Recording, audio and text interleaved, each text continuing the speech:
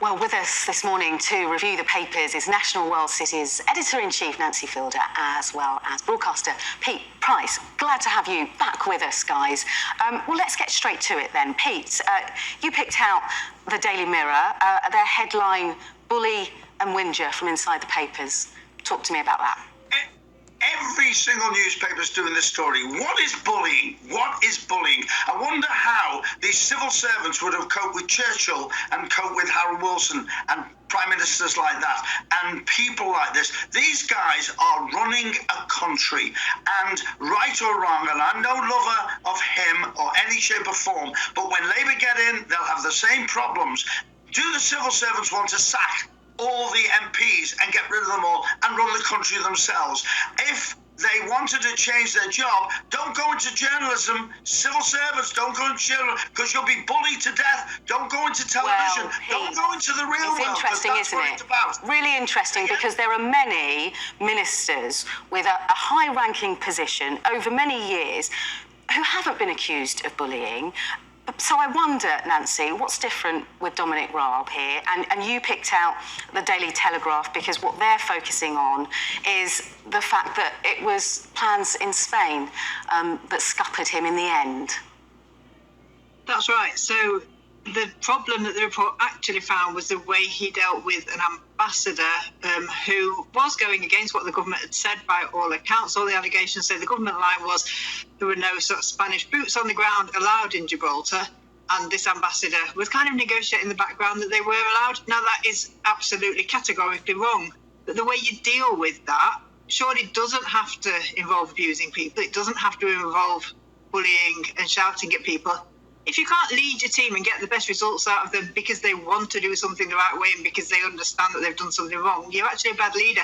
And to say these lot are running the country, I think that's a bit of an exaggeration, is that they are using bullying tactics in all sorts of things, and half the country feels like it's on strike. So maybe a new approach is needed to work with people and try and get the best out of people rather than making people scared to go to work. And I do wonder, and it's for another time, whether the civil servants who did raise these complaints, whether they're happy with the tone of that resignation. But listen, Pete, let's talk now about the coronation. Big moment for the country. But in the Mail today, we're hearing that it's a coronation cash-in because hotels, they're hiking up their prices. They do this all the time around big events, don't they? They do indeed, but London are very expensive. Anyway, by the way, if you want to see bullying, watch Question Time every week. So we'll be sticking to Sky News, I'm afraid. Yeah, but I love it. I love it. Love it, love it, love it. 171% the hotels are going up. I've got some prices here. I'll give you them now. If you want a suite in the Ritz, it's £4,350. It used to be £1,651. Now, is that with breakfast? But you see, we're having the same problems in Liverpool. Hotels go up when something's happening. When the football's on, it's terrible. It's so hard to get a hotel, whether it's Manchester, whether it's Liverpool. The prices are incredible. Crazy. Absolutely crazy.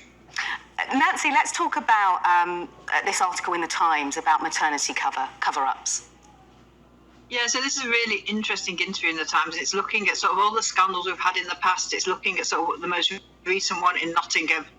And it's just talking about how horrendous it is to not only be a mother who's trying to give birth in the situation we have at the NHS at the minute, but also how difficult it is to be a midwife, how they cannot give the level of care, how sometimes they do 12-hour shifts, they haven't even got time to go to the toilet, and they can't do the job that they really want to do. They want to give the care, they can't give it, and women and babies are dying because the NHS is not staffed in the way it needs to be. And midwives, it's the same as lots of the careers that are on strike now. We are putting people off because we're creating a job that people don't want to do, and this is literally causing deaths before people are even born, and we're losing mums as well. And it's just absolutely devastating. I'm really scary for pregnant women. It has been for a while, but it's just getting worse and worse. Yeah, a particularly vulnerable time for women, isn't it? So it's important to start having this conversation.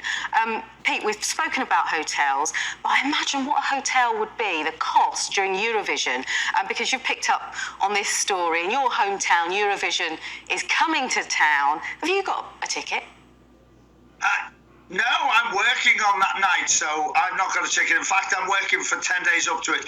The city is alive, and they're releasing some more tickets, but you must have a ticket master. The problem is, if you get a ticket, will you get in anywhere? Because there's no room at all. I save all your kisses for me. It's alive. The city is, look at my hands, sit on them.